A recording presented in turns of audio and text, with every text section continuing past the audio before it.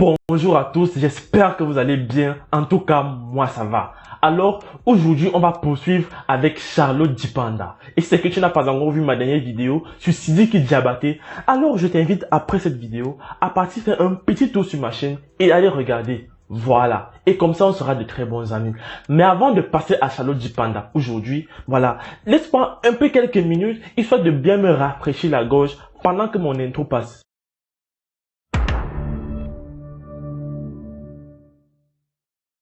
Bien de retour à vous. Est-ce que vous savez même qui est Charlotte Dipanda? Que vous voyez chanter partout avec une belle voix et une beauté hors du commun là. Est-ce que vous savez qui est-ce qu'elle est? Si vous ne savez pas, moi je vais vous dire. Charlotte Dipanda est née le 18 juin 1996 à Yaoundé, capitale du Cameroun. Donc vous l'aurez compris, ce n'est un secret pour personne, elle est camerounaise d'origine et de nationalité. Et comme elle est camerounaise, vous l'aurez compris, le talent est camerounais d'abord. Elle est non seulement artiste chanteuse, mais en plus de cela, elle est musicienne. Ça veut dire que côté guitare, personne ne la peut. Bon, à part moi bien sûr. Côté enfance, on va aller très brièvement. Charlotte Dipanda a grandi en majorité avec sa grand-mère qui vivait à Douala à l'époque et elle a passé la plus grande partie de son adolescence à Yaoundé. Donc, elle faisait tout le temps des va-et-vient entre Yaoundé et Douala. Attendez un peu, va-et-vient. Bref. Faites comme si vous n'avez rien entendu. La musique a toujours fait partie de sa vie. Bien qu'elle partait à l'école, elle a quand même réussi à concilier les deux. Mais arrivée en classe de seconde, la petite Charlotte Dipanda n'en pouvait plus de cette double vie car elle faisait des cabarets de 18 h jusqu'à 2 h du matin et elle devait se réveiller à 6 h du matin pour aller à l'école de 7 h jusqu'à 17 h. Je ne sais pas si vous imaginez un peu tout ce qu'elle avait pour une jeune enfant d'à peine seulement 15 ans. C'est ainsi qu'elle décide alors de couper tous les ponts avec l'école. C'est-à-dire, elle a dit, l'école là, franchement, va de côté. Moi, je veux l'argent. Je veux vivre de ma passion. Je veux être au sommet. C'est comme ça qu'elle commence donc à se mettre dans la musique à partir de 15 ans jusqu'aujourd'hui. Vous voyez les retombées. Vous voyez ce que Charlotte Dipanda est devenue. Je n'ai même pas besoin de trop parler. Elle représente fièrement le Cameroun dans les 4 coins du monde, non seulement en tant que coach de Voice Afrique, mais en tant qu'ambassadrice de l'UNESCO, sans compter les multiples trophées et les salles de concert qu'elle a remplies, dont l'Olympia de Paris, la salle Paris-Bercy, les grandes scènes internationales, sans compter les stades et les événements les plus grandioses du monde. Parlant d'enfants, Charlotte Dipanda a un seul enfant dont elle cache jalousement. Parlant de mari, elle n'a pas encore officiellement dit qui était l'homme là qui partageait sa vie. Et cela a donc alimenté plusieurs polémiques autour de sa personne. Parlant de polémiques, Charlotte Dipanda a été au sein de 3 grosses polémiques dans sa carrière. Premièrement, la polémique selon laquelle elle avait dit ouvertement sur un plateau de télévision que, en fait, elle ne connaît pas d'artiste burkinabé. On avait posé la question, mais attends un peu Charlotte Dipanda, dis-nous un peu. Dis-nous, parlant de musique et parlant d'art musical au Burkina, qu'est-ce que tu en penses? Et puis elle avait dit ceci.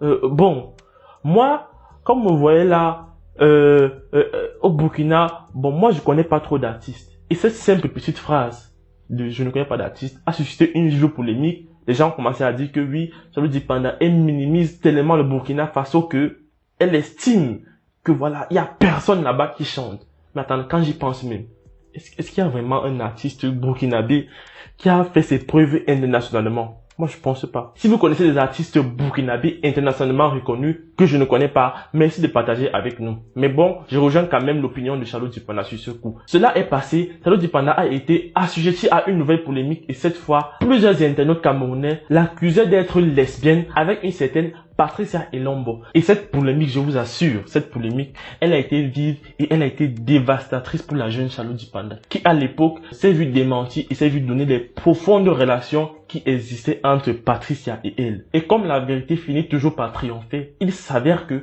Patricia, la femme que les gens ont associée à Charlotte Dipanda, les traitant de lesbienne, est en effet sa sœur. Certes, elles ne sont pas de même père ou de même mère, mais quand même elles ont grandi ensemble et elles ont passé la plus grande partie de leur adolescence ensemble. Et la troisième grosse polémique autour de Charlotte Dipanda, est-ce que vous imaginez c'est quoi?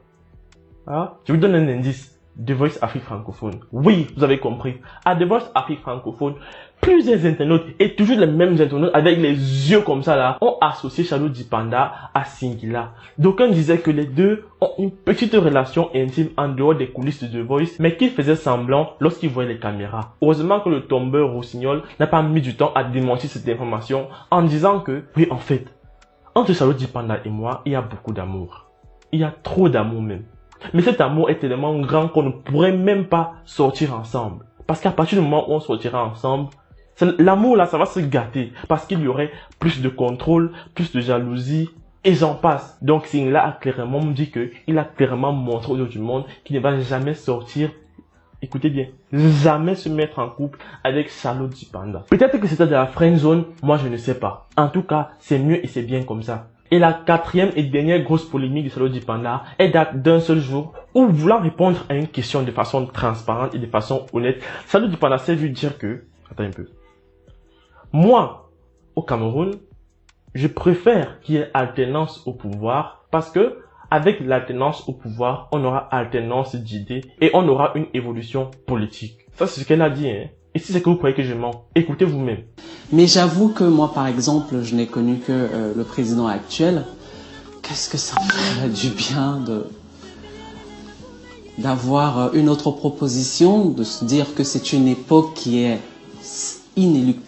inéluctablement révolue aujourd'hui et qu'on a besoin de voir ce que ce pays peut apporter à cette jeunesse-là qui est différente. Parce que c'est une jeunesse qui est ouverte aussi à l'extérieur. Et à la suite de cette interview, Charlotte Djipanda s'est vu troué de tous les côtés par les adeptes du régime et par ceux-là qui pensent que, en fait, Charlotte Djipanda, elle ne sait pas ce qu'elle dit et qu'elle n'a pas le droit de prendre position lorsqu'on parle de politique au Cameroun parce qu'elle n'est qu'une chanteuse. D'ailleurs, il y a un journaliste qui a écrit contre Charlotte Djipanda à ce propos. Je vais vous lire. L'écrivaine en question, elle s'appelle Marthe Cécile Mika. Elle a dit ceci.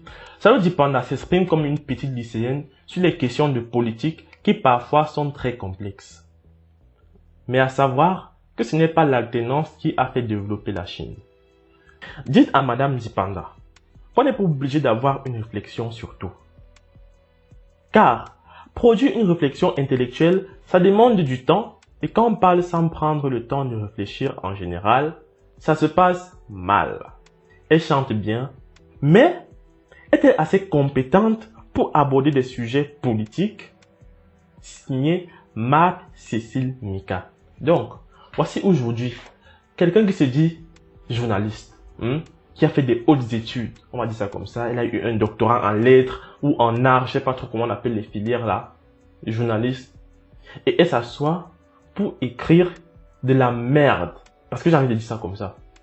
Est-ce que aujourd'hui, pour parler de la politique, tu as besoin de faire des hautes études en journalisme, de connaître un président de la République ou d'être membre d'un parti politique et j'en passe? Non.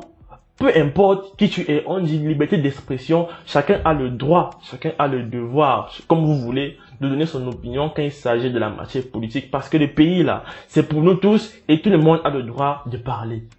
Charlotte Djipanda aujourd'hui, elle fait partie de ces rares artistes-là qui se lèvent et pour dire non à ce gouvernement actuel.